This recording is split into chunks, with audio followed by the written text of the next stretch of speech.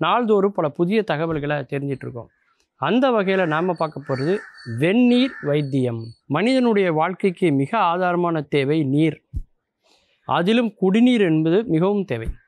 அந்த குடிநீரில் பச்சை தண்ணியை குடிக்கிறதா அல்லது வெந்நீரை குடிக்கிறதா?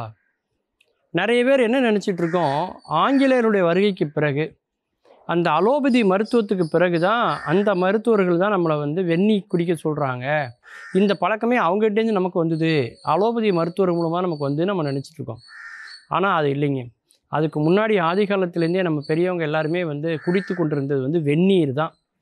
ஏன்னா நம்முடைய சித்தர்களே என்ன சொல்லியிருக்காங்க அப்படின்னாக்கா, நீரை சுருக்கி மோரை பெருக்கி நெய்யை உருக்கி உண் அப்படின்னு சொல்லியிருக்காங்க. நெய்யை அப்படியே சாப்பிடக்கூடாது, நெய்யை உருக்கி சாப்பிடணும். மோரை பெருக்கணும். மோரை பெருக்கணும், மோரில் தண்ணி ஊற்றக்கூடாது. மோரை கடைஞ்சிங்கனாலே அதுவே பெருசாகும். பார்த்திங்கன்னா நுரையோடு சேர்ந்து பெருசாக வரும், பார்த்துருப்பீங்க. அதே மாதிரி நீரை சுருக்கின்னு சொல்லியிருக்காங்க. நீரை எப்படி சுருக்கிறது? நீரை நல்லா வத்த விடணும், கொதிக்க விடணும். 5 மடங்கு அது இருக்குது அப்படின்னா 2 மடங்கு ஆறு அளவுக்கு அதை நல்ல சுண்டை காய்ச்சிற மாதிரி நம்ம பண்ணோன்னா அது ஒரு வைத்திய முறை அப்படின்னு அவங்க சொல்கிறாங்க. எப்படி அப்படின்னா, அந்த நீரில் சிலிர்ப்பு அப்படிங்கிற ஒரு தன்மை இருக்கிறதா வள்ளலார் சொல்கிறார். அதாவது இந்த தண்ணி நம்ம மேலே பட்டோன்னே நமக்கு ஒரு சிலிர்ப்பு வரும், பார்த்துருக்கீங்களா? ஒரு விதமான குளிர்ச்சி ஏற்படும் நமக்கு. அது இந்த வெந்நியை கொதிக்க வைப்பதன் மூலமாக அது போகுதுங்கிறார். அதே மாதிரி பஞ்சபூத தத்துவம், அண்டத்தில் உள்ளது பிண்டத்தில் உள்ளது, பிண்டத்தில் உள்ளது அண்டத்தில் உள்ளது, இல்லையா? பஞ்சபூதங்கள் வானத்தில் என்னென்ன இருக்கோ, நிலம், நீர், காற்று, ஆகாயம், வெளி அப்படிங்கிற மாதிரி இந்த 5மே நம்ம உடம்புலேயும் இருக்குது.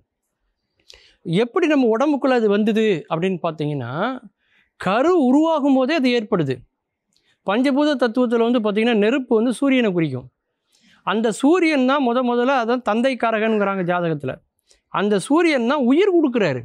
ஒரு கருவுக்கு உயிர் கொடுப்பதே சூரியன் தான். அதற்கு அடுத்து சந்திரன் தாய். அந்த சந்திரன்கிற பிளானட் என்ன பண்ணும் அப்படின்னு பார்த்தீங்கன்னா நீர் கிரகம். அதனால தான் அது பனிக்கூடத்தை கொடுக்குது, அந்த குழந்தை வளர்கிறதுக்கான பனிக்கூடத்தை கொடுக்குது. செவ்வாய் அவர் பார்த்திங்கன்னா இரத்தக்காரகன். அப்போது அவர் தான் அந்த குழந்தைக்கு தேவையான இரத்தத்தை கொடுக்குறாரு.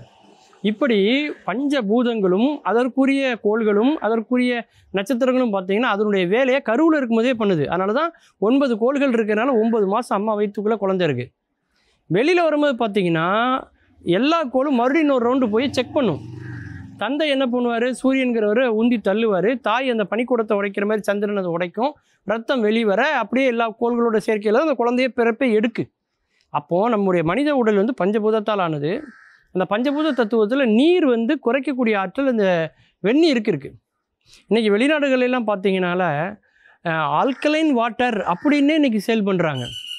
அது என்ன ஆல்கலைன் வாட்டர்? மனித உடல் எப்போவுமே பார்த்திங்கன்னா அல்கலைனாக தான் இருக்கணும், அமிலத்தன்மைக்கு போயிடக்கூடாது. அதனால தான் பார்த்திங்கன்னா நம்ம சாக்கக்கூடிய மசாலாக்கள், காரம் சம்மந்தப்பட்டது, பல செயற்கையான பொருட்கள் முழுக்க நம்ம உடம்பை அமிலத்தன்மையாக மாற்றோம், pH வேல்யூ. ஆனால் காரத்தன்மையில் இருந்தால் உடம்புக்கு ரொம்ப நல்லது, இயற்கையாகவே அந்த உடல் இருக்குதுன்னு அர்த்தம். இப்போ மண்ணிலேருந்து கிடைக்கக்கூடிய எல்லா கிழங்குமே மனிதனுக்கு அவ்வளோ நல்லது செய்யக்கூடிய கிழங்கு கிடையாது. ஆனால் அதே மண்ணுக்கடியில் விளையக்கூடிய கருணை கிழங்குக்கு மட்டும் நல்ல தன்மை செய்யக்கூடிய சக்தி இருக்குது. அதனால தான் தமிழர்கள் அதுக்கு பேர் கருணை கிழங்குன்னு வச்சாங்க. கருணை கிழங்குலையாவது இருக்கட்டும்னு நினச்சிருக்கலாம். அந்த அளவுக்கு கருணை கிழங்குன்னு அதுக்கு பேர் வச்சுருக்காங்கன்னா அது மனிதனுக்கு அவ்வளோ நல்லதை செய்கிறது. அந்த அளவுக்கு இந்த நீரானது கொதிக்க வைத்த நீர், அதுலேயும் நம்ம ஜீரகம் போட்டு அதில் கொஞ்சம் சுக்கு போட்டு அந்த தண்ணீரை தொடர்ந்து குடித்து வந்தால் நமக்கு மலச்சிக்கல்லேருந்து, உடல் இளைப்பிலேருந்து, மூளை சுறுசுறுப்புலேருந்து, உடல் ஆரோக்கியத்திலேருந்து பல்வேறு விதமான நோய்களுக்கு மருந்தாக இன்றைக்கி இந்த வெந்நீர் இருக்குது அப்படிங்கிறது ஆய்வில் கண்டுபிடிச்சிருக்காங்கங்க. ரொம்ப சாதாரணமான விஷயம். இதை நம்ம ஃபாலோ பண்ணாலே நம்ம உடம்புல ஏற்படக்கூடிய பல நோய்களை நம்ம தடுக்க முடியும்னு இன்றைக்கி கண்டுபிடிச்சிருக்காங்க.